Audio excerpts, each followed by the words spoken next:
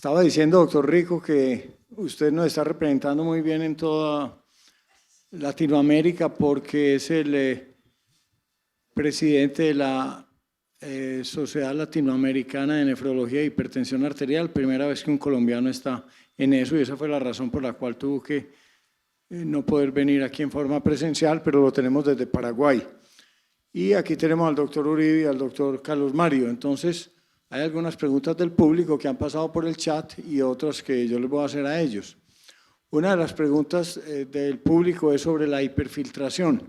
Se preocupan mucho por cómo detectarla en una forma temprana, de modo que cualquiera de los dos, doctor Uribe, en una forma muy breve y concisa, ¿cómo detectaríamos la hiperfiltración y qué se podría hacer?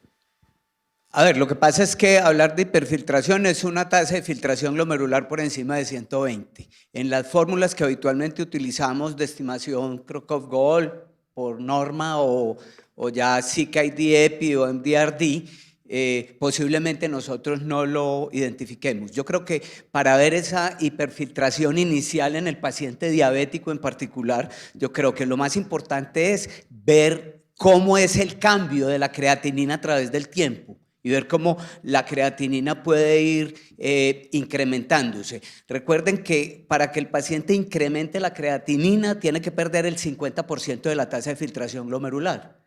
Para que pase de 1 a 1,5 se tiene que perder el 50% de la función renal. Entonces, identifiquen esos pacientes con esas creatininas bajas. No subestimen esas creatininas de 0.6, 0.7. Eso no es que simplemente el paciente está muy aliviado. Posiblemente ese paciente puede ser uno de los que está haciendo hiperfiltración.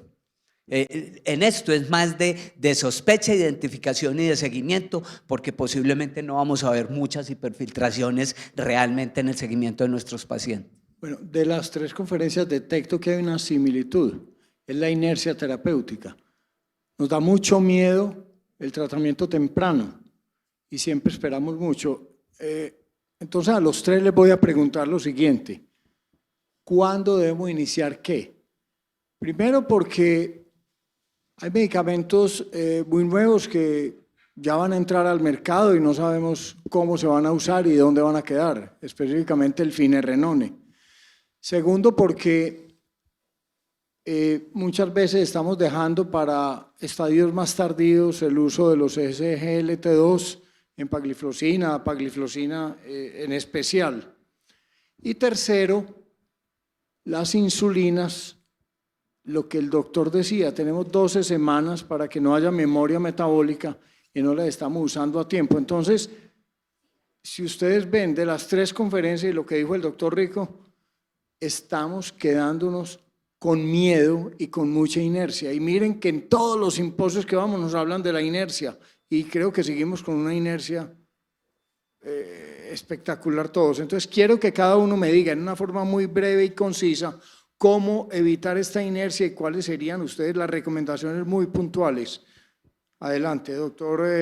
Empecemos por usted, doctor Carlos Mario. Muchas gracias, doctor Villegas. Bueno, primero que todo, yo pienso que la dificultad grande que se está surgiendo en el manejo de la diabetes, más que la inercia terapéutica, es el manejo facilista.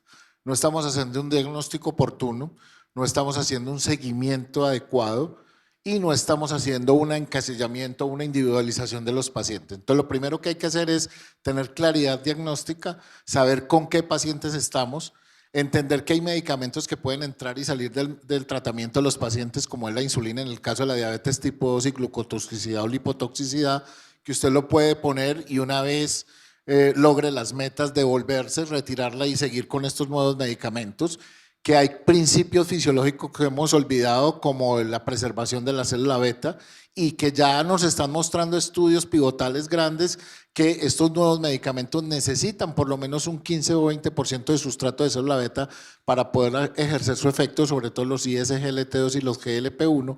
Incluso ya se habían demostrado con los DPP-4 cuando después de 4 años de utilización, si la enfermedad sigue progresando, va a tener un deterioro mayor de la hemoglobina glicosilada, incluso tolerando aumentos hasta 0.3 o 0.4%. Entonces yo diría que es sacar el tiempo, individualizar el paciente y hacer un diagnóstico adecuado. Pero, perdón, antes de que sigo con los otros dos conferencistas, todo paciente le dice a uno, insulina no.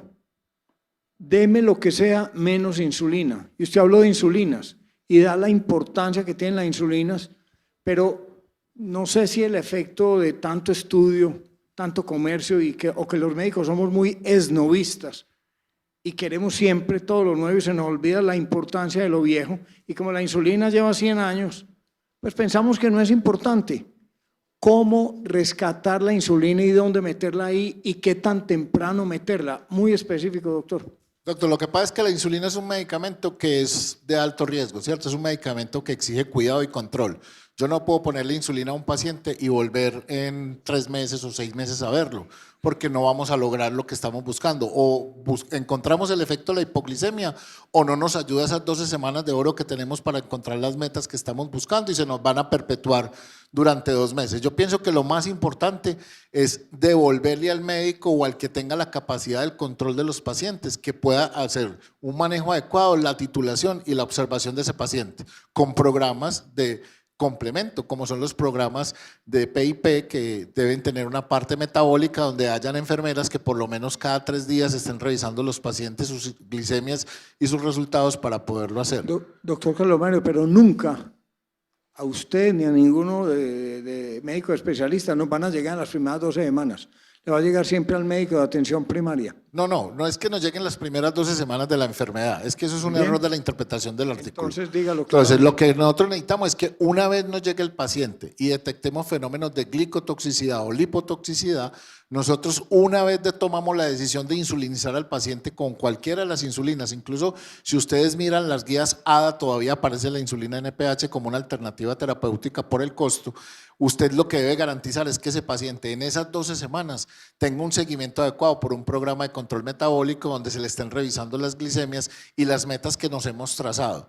Y la insulina no es un opioide que usted no lo pueda retirar después o le genere un síndrome de abstinencia, sino que usted le quita la insulina cuando logre las hemoglobinas glicosiladas que quiere, con el impacto que vimos, que con la reducción del 1% puede disminuir hasta el 40% los eventos cardiovasculares. Gracias. Doctor Rico, ¿escuchó bien la pregunta que hice al inicio para que por favor nos conteste? Sí, Iván, y estoy de acuerdo con Mauricio y estoy de acuerdo también con Carlos Mario. Una cosa es conocimiento de las nuevas terapias y otra cosa es la implementación. Conversaba con la doctora Torrán y la implementación de estos medicamentos o de las terapias nuevas es más compleja. Inclusive en estudios que han hecho en Europa, la iglesia puede llegar a utilizar la utilización de estos medicamentos a menos del 5%. Nosotros, un mensaje que quiero dejar, de egocéntrico. Eso hay que olvidarlo. Doctor Rico, perdón, no se está escuchando bien. Mientras arreglan otra vez el sonido suyo desde Paraguay, sigamos con el doctor Uribe. Enseguida volvemos con usted. Para mí es que todo el mundo tiene que tener clara la patogenia de la enfermedad renal diabética. Lo primero es los factores hemodinámicos. Entonces estamos hablando de hipertensión intraglomerular. ¿Con qué se interviene? Se interviene con los SGLT2 al mejorar el fenómeno del balance túbulo-glomerular. En segundo lugar, el fenómeno de inflamación y fibrosis. El fenómeno de inflamación y fibrosis no puede ser, finerenona no se hizo para quitar la inflamación y para quitar la fibrosis, se hizo para evitar la inflamación y para evitar la fibrosis. Entonces estamos hablando de que en las fases iniciales hay hiperfiltración. Entonces los SGLT2, la finerenona también por un fenómeno túbulo-distal glomerular produce balance sobre la presión intraglomerular. Entonces eso lo tenemos que hacer es desde los momentos iniciales. Por supuesto, ¿qué es lo que lleva finalmente a todo el daño renal? Es la tasa de la hiperfiltración o la hipertensión intraglomerular, y ese es el arte de los IECA o los ARA2 cuando reduce la vasoconstricción de la arteriola eferente. ¿Qué quiere decir eso? Que lo tenemos que trabajar juntos. Y los fenómenos metabólicos, pues parte de todo esto es manejar el paciente diabético. Para mí, los famosos 4 fantásticos los tenemos que tener en la mente, y eso no es para que lo formulemos los nefrólogos cuando el paciente nos llegue a nosotros, eso es para que lo hagan los pacientes que manejan los pacientes diabéticos, los médicos que manejan los pacientes diabéticos, que esa es la medicina de atención primaria. Doctor, unas palabras sobre el Finerenone. ¿Eso qué vamos a hacer con eso cuando llegue? Porque está muy demorado. En toda Latinoamérica ya lo sacaron. No, es Y que aquí no lo han nosotros sacado. somos los únicos que no lo tenemos. Listo, cuando salga, ¿qué hacemos? Empezar a usarlo. Entender el producto. A ver, vea, lo primero que tenemos que hacer es entender los productos. Es que no se trata de que nos lo promocionen y nos lo muestren. Conozcan el producto, qué hace el producto, cómo funciona. Luego de que lo entiendan, vayan y miren los estudios pivotales y todos los estudios. No se centren tanto en el estudio antes de saber cómo funciona, para que ustedes entiendan si les gusta o no. Es que uno tiene que, lo que uno usa es lo que uno entiende cómo funciona y que después le demuestren a uno que funciona. Y no nos da miedo el potasio. Bueno, ahora vamos a hablar de eso esta tarde, ¿no? Por supuesto, entonces manejemos el potasio. ¿Qué decía yo ahora? Por Dios, sube el potasio de 5,2 a 5,4 y ya están quitando los IECAS y los ARA2 y el efecto cardiovascular para esos pacientes es Aumenta nefasto. mortalidad. 20% aumento de mortalidad al suspender los IECA y ARA2. Por eso, entonces, ¿por qué los vamos a suspender si tenemos herramientas, tenemos resinas, tenemos nuevos productos para el manejo de la hipercalemia? Utilicémoslos, entendamos qué es lo que pasa con estos pacientes, que lo que no sabemos es lo que nos pasa. Nuestros pacientes diabéticos se mueren es de enfermedad cardiovascular. Si ellos llegan a diálisis, allá los podremos manejar y los vamos a acompañar y les vamos a ayudar, pero el problema es, inclusive no es ni siquiera que se mueran en el camino. Si se mueren en el camino, resuelto el problema para ellos y para las EPS. Okay. El problema es que queden con unas condiciones y unos estados funcionales lamentables, que eso sí son de alto costo social y económico para esos pacientes. ¿Y qué vamos Iván, a hacer ¿ya me entonces escuchan? ahora que... ¿Perdón? ¿Ya me escuchan bien? Sí, y recuerden que dijo el doctor Rico que apenas tenemos detectados 1 millón de diabéticos con problemas renales en Colombia, y ahora que Petro nos va a mandar a todos a hacer medicina en todas partes, con la nueva medicina para descubrir nuevos pacientes, pues vamos a llegar a 5 millones, que es los que debe haber aquí, y este problema nos va a empeorar. Entonces no sé de dónde vamos a sacar plata ni todo eso, y si eso va a ser cierto o no. Pero son costo efectivos. Doctor Rico, entonces ¿Ya me escucha? brevemente, porque ya nos acabó el tiempo de preguntas, usted en la última intervención tiene 2 minutos para que sea muy claro y conciso en su opinión. Adelante. No, claro y conciso. Inhibidor de GSLT2 antes de la enfermedad renal diabética, porque son medicamentos modificadores de la enfermedad. Y en enfermedad renal diabética hay que preguntar a quién no colocarse, más bien, porque los pacientes deben tener inhibidor de GSLT2 y ECA o ARA2 como nefroprotectores si los pacientes tienen la presencia de albuminuria. Y Finerenone, como decía Mauricio, lo han castigado como medicamento. Y es un medicamento que debe entrar en primera línea para el manejo y el bloqueo sinergístico y eso facilitando la intervención multifactorial. Debe entrar con pacientes con tasas de filtrado más de 25 y con potasio menos de 5. Y básicamente también tener en cuenta las terapias que nosotros utilizamos, las insulinas, los inhibidores de DPP4, porque debemos ser glucocéntricos. Ojo, hay que ser glucocéntricos y la pregunta es, hay que ser glucocéntricos, pero ¿cómo debemos ser glucocéntricos teniendo en cuenta los medicamentos activos y los medicamentos que bajan la glicemia pero que modifican la enfermedad? Entonces eso es lo que quería intervenir. Doctor Rico, ¿cómo detectar, cómo manejar y cómo seguir a aquellos pacientes no proteinúricos, no microalbuminúricos diabéticos, que pueden ser hasta el 30% de ellos? Es una pregunta muy interesante, Iván, y yo pienso que tenemos que empezar a fenotipificar y tenemos que hacer como los cardiólogos. La enfermedad renal diabética no proteinúrica es una entidad que, a pesar de que hace parte de la enfermedad renal diabética, es una entidad completamente diferente. Tiene epidemiología diferente, fisiopatología diferente, y en las intervenciones tenemos que avanzar más en su entendimiento. Está claro que le sirve, o para la enfermedad renal no proteinúrica hay que disminuir la glicemia, que es fundamental, disminuir lo metabólico, utilizar inhibidores de GSLT2, y por los demás medicamentos aún no tenemos evidencia. Con Finerenone no hay evidencia cuando el paciente no es albuminúrico, y definitivamente tenemos que avanzar en los biomarcadores para poder entender y perfeccionar obviamente esta patología. Debemos ser como los cardiólogos. separar estas entidades y empezar a manejarlas y mirar al paciente de manera personalizada. Una última pregunta para un sí o para un no.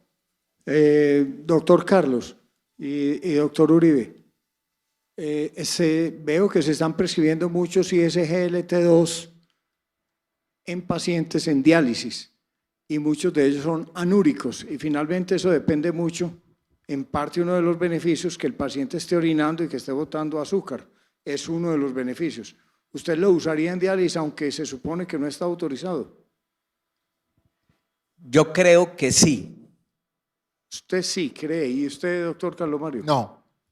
Yo tampoco. Bueno, tenemos Y ya... yo creo que sí. Usted también, listo. Pero, ¿era estamos sí o no? empatados. Lo que pasa es que esas son las ¿Usted discusiones. lo usaría en anúricos, sí o no? Sí, si quieres te digo por qué. Hay unos Diga por qué. No, pero eso... Hay unos mecanismos y van a nivel cardiovascular que son independientes del bloqueo del GSLT2.